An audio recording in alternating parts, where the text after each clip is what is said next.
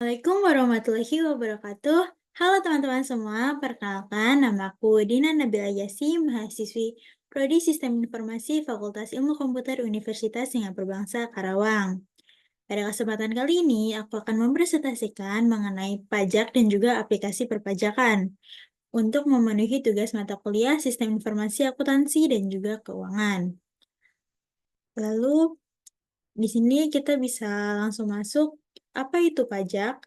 Pajak merupakan kontribusi wajib dari orang atau badan terhadap negara yang sifatnya memaksa sesuai dengan undang-undang tanpa adanya imbalan secara langsung. Pajak digunakan untuk membiayai berbagai kebutuhan negara, seperti pembangunan infrastruktur, pendidikan, kesehatan, dan juga layanan publik lainnya. Untuk pembayaran pajak tidak langsung memberikan imbalan atau manfaat di sini maksudnya adalah pembayaran pajak tidak langsung memberikan imbalan atau manfaat yang spesifik kepada pembayar pajak, melainkan untuk kepentingan umum seperti yang sudah disebutkan tadi.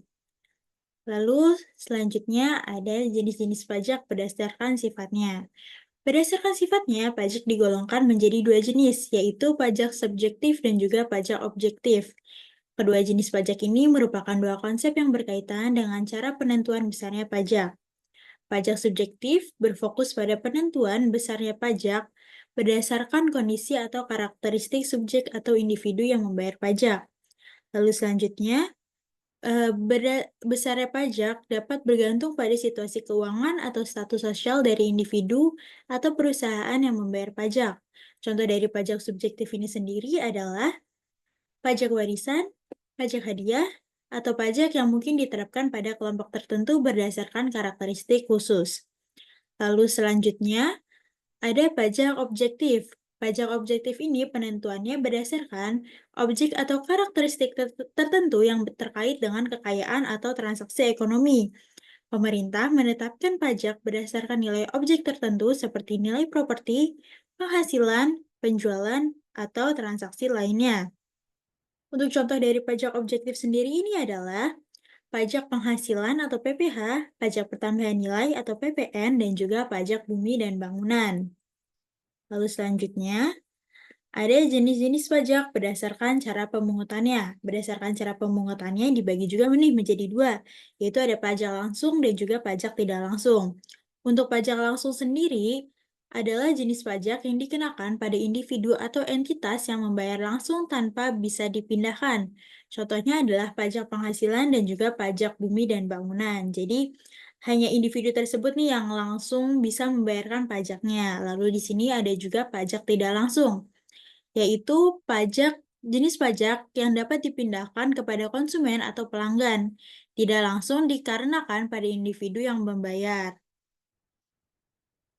Contohnya ada pajak pertambahan nilai atau PPN dapat ditransfer ke konsum dengan menaikkan harga produk atau jasa. Nah, di sini contohnya seperti ketika teman-teman membeli barang di supermarket atau minimarket, biasanya, terdapat PPN yang ditambahkan kepada, harga barang tersebut nih. Jadi, harganya sedikit lebih mahal dari harga yang aslinya karena terdapat pajak di situ.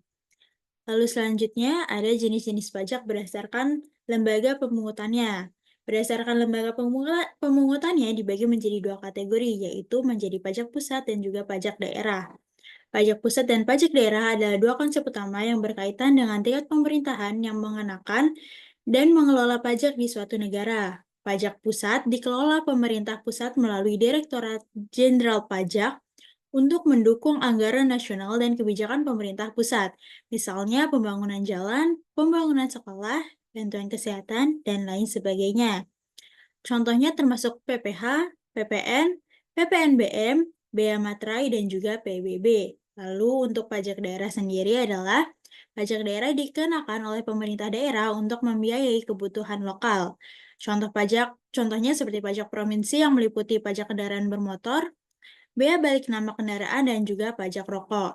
Selanjutnya ada contoh pajak kabupaten atau kota yang termasuk seperti pajak hotel, restoran hiburan, reklame, dan juga lainnya. Untuk selanjutnya kita bisa masuk ke aplikasi perpajakan yang akan saya jelaskan. Nah, di sini ada aplikasi perpajakan berbasis website, yaitu aplikasi online pajak. Di aplikasi ini kita perlu mendaftar untuk masuk ke aplikasinya. Di sini teman-teman bisa mendaftar menggunakan alamat email dan juga kata sandi. Tapi teman-teman juga bisa mendaftar menggunakan akun Google. Di sini aku akan mencoba mendaftar menggunakan akun Google. Sini, lalu kita pilih akun Google yang akan kita gunakan untuk mendaftar di online pajak ini. Selanjutnya kita pilih konfirmasi.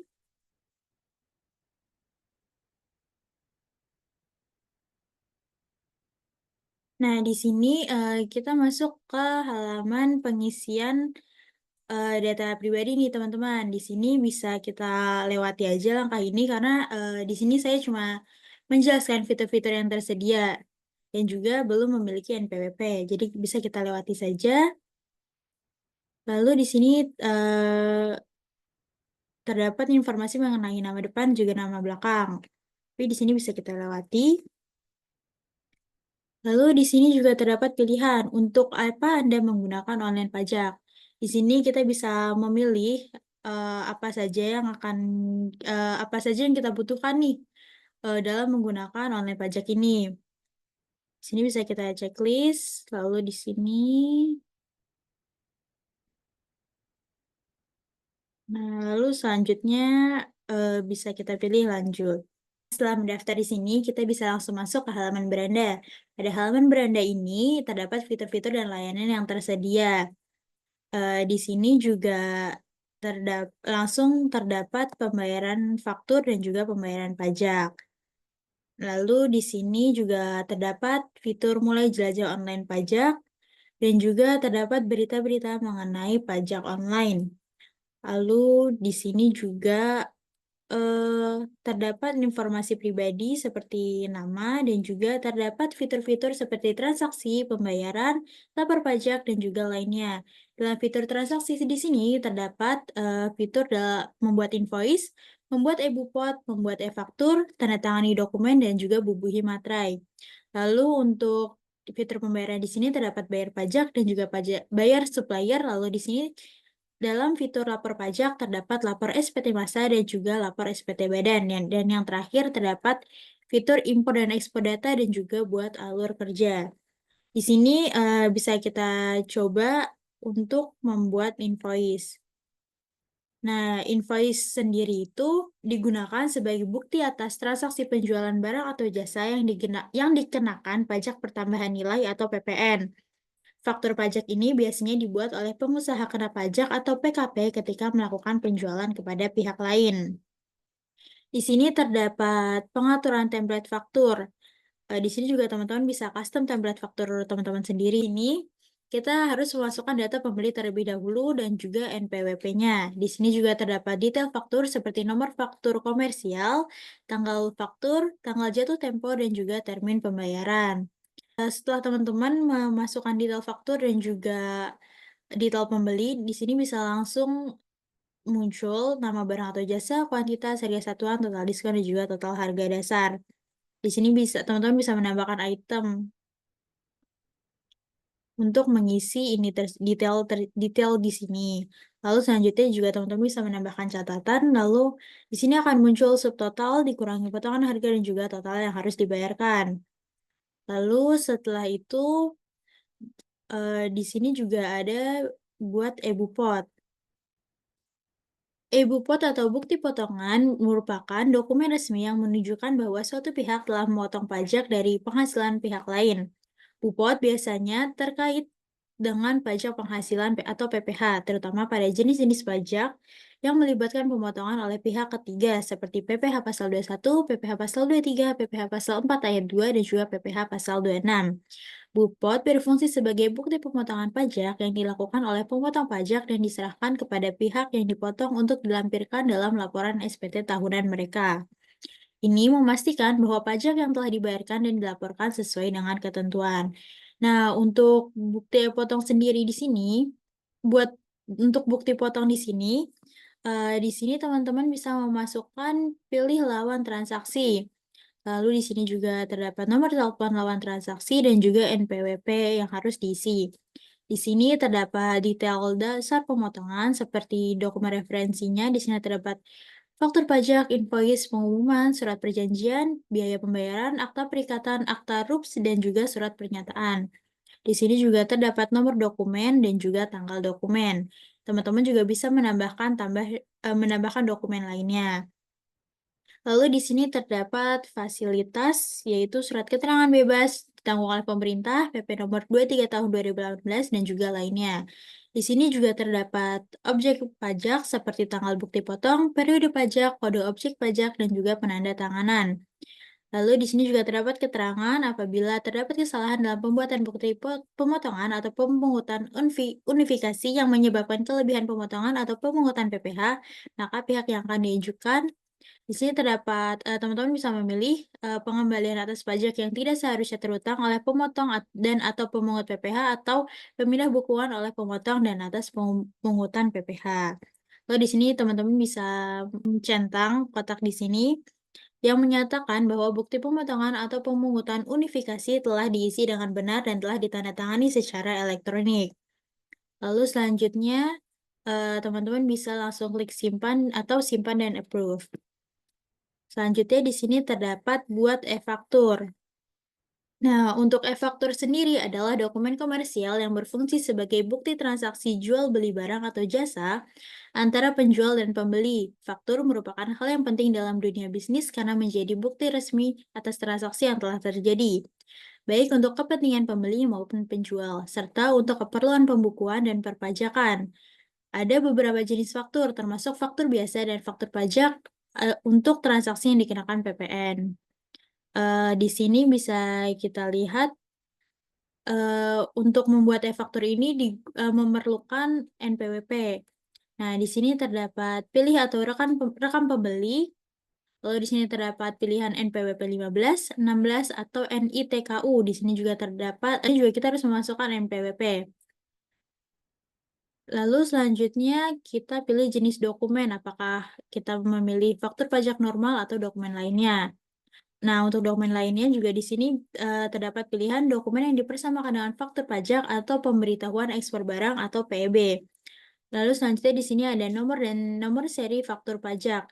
Di sini juga terdapat detail untuk nama barang atau jasa, kuantitas, harga satuan, total diskon, atau total, dan juga yang terakhir total harga dasar yang bisa teman-teman tambahkan nih. Nah, di sini juga terdapat nama penandatanganan, tempat penandatanganan, tanggal penandatanganan, dan juga masa pajak yang bisa teman-teman ubah. Nah, seperti ini nih teman-teman.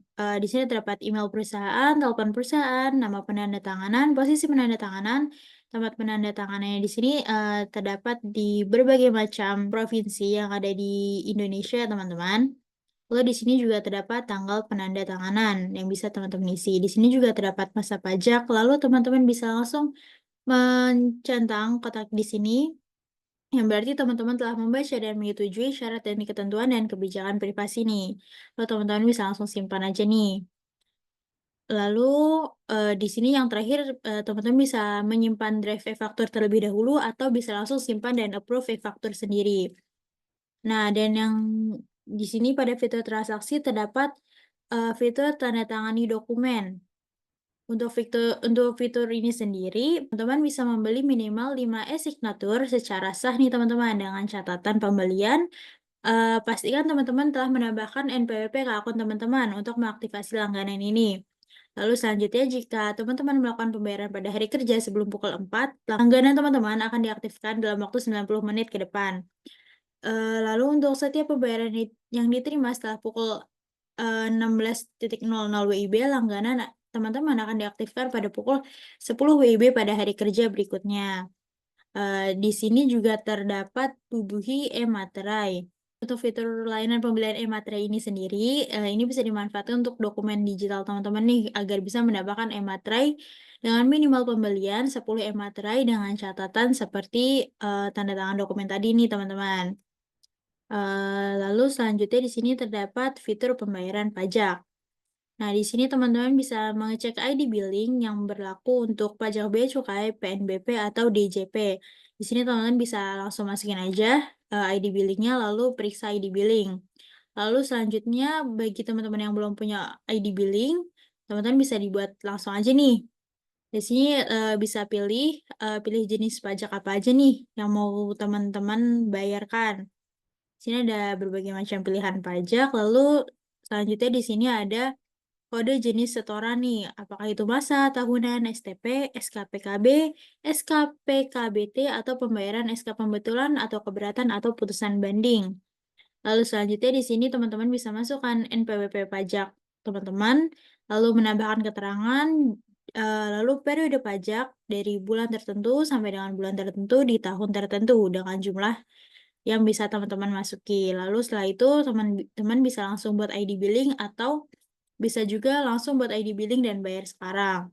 Mungkin sekian yang bisa saya jelaskan mengenai perpajakan dan juga aplikasi perpajakan. Kurang lebihnya mohon maaf. Wassalamualaikum warahmatullahi wabarakatuh.